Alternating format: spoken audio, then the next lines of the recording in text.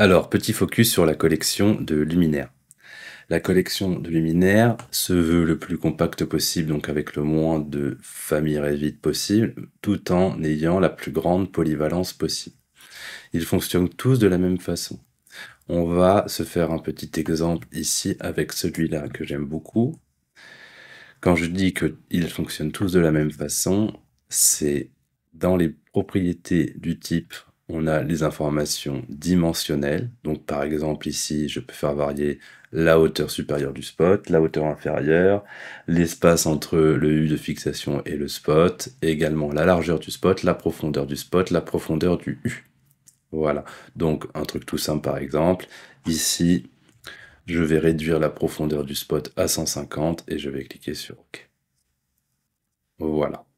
Donc avec ça, déjà, on va pouvoir avoir beaucoup de configurations pour ce luminaire de type euh, luminaire articulé sur fixation en U. Voilà. Donc ça, c'était pour les informations dimensionnelles et maintenant les informations positionnelles. Et ça se passe dans les propriétés d'occurrence. Donc ça se passe là et je vais tout remettre à 0 pour voir. Voilà. Hop. Donc vous voyez qu'il me l'a mis dans sa position initiale. Alors, pour que ça se voit un peu mieux, je vais augmenter un peu l'espace entre le U et le spot. Ici, je vais mettre à 40. Voilà.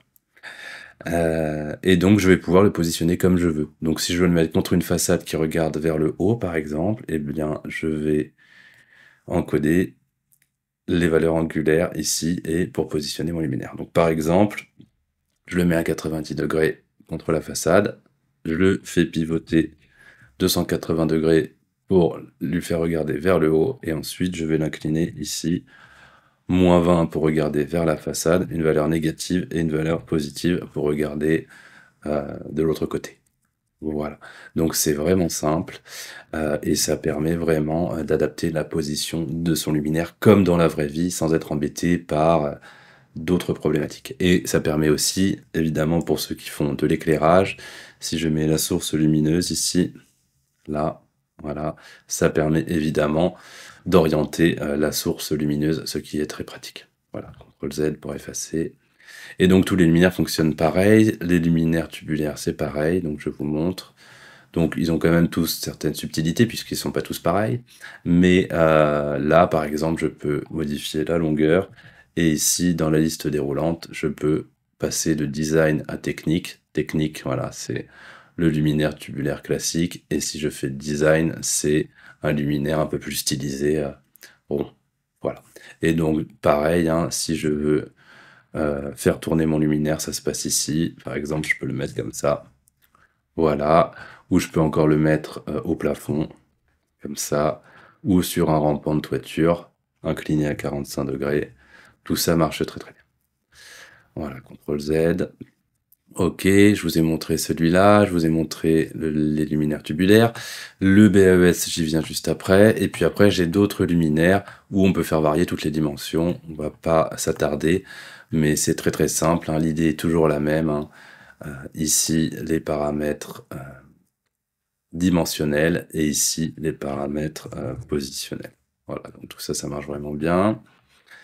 Les petites dalles, exactement le même principe. Donc la petite dalle, généralement, on la met au plafond, mais si vous avez par exemple un architecte qui a la bonne idée de mettre la dalle à 45 degrés contre un mur, vous allez pouvoir le faire sans aucun problème.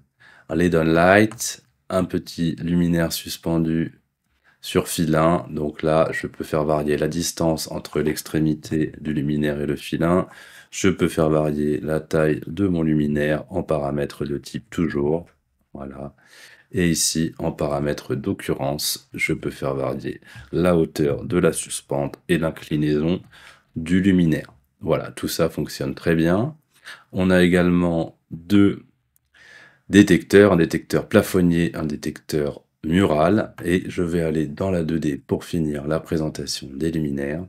Donc pour les détecteurs, ici, on peut faire afficher la visibilité du cercle de détection, voilà, si je veux faire mon étude de détection, et on peut faire varier dans les propriétés du type le rayon du cercle de détection. Voilà, et c'est exactement pareil pour le luminaire mural, sauf qu'on va avoir un demi-cercle. Voilà, CTRL Z. Et maintenant, pour terminer, les BAES. Les BAES sont un peu spécifiques puisque on a une petite 2D qui indique le sens de la flèche. Pour faire ça, je vais me sélectionner celui-là. Pardon, je vais sélectionner celui-là. Je vais l'incliner légèrement vers le bas pour qu'on voit... Ah non, c'est pas ça, pardon. Ici, moins 45, pour qu'on voit la 3D en haut et la 2D en bas. Et ici, dans la liste déroulante direction du BAES, je vais pouvoir le faire tourner à droite, le faire tourner à gauche, le faire aller tout droit, ou encore le mettre en ambiance. Voilà. J'ai d'autres options pour le BAES. Je peux ici choisir dans la liste toutes les typos de BAES que vous avez vus sur le mur tout à l'heure. Donc par exemple, si je prends demi-tube ici, voilà, tout ça fonctionne très bien.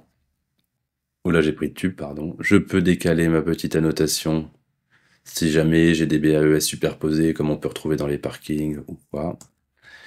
Et j'ai une dernière petite modif qui est là. Je peux faire apparaître, en cliquant sur étanche, une petite goutte d'eau à côté de mon BAES pour signifier qu'il est étanche. D'ailleurs, je ne l'ai pas montré, mais on peut faire apparaître la même goutte d'eau pour les détecteurs.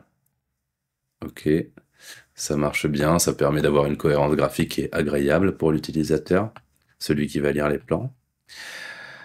Et une dernière nouveauté, on le voit en fait juste à côté. Pour le BAES SAI standard, on a la possibilité ici de choisir bloc secours standard avec grille ou sans grille. Voilà. Voilà pour les BAES, sachant qu'il y a des nouveaux BAES dans les tuyaux qui devraient arriver très vite. Voilà pour la collection de luminaires. Tous ces luminaires contiennent des connecteurs. Ces connecteurs sont paramétrés ici pour le calcul, bon déjà pour la réalisation des circuits, et puis pour les calculs et le dimensionnement. Voilà, à bientôt.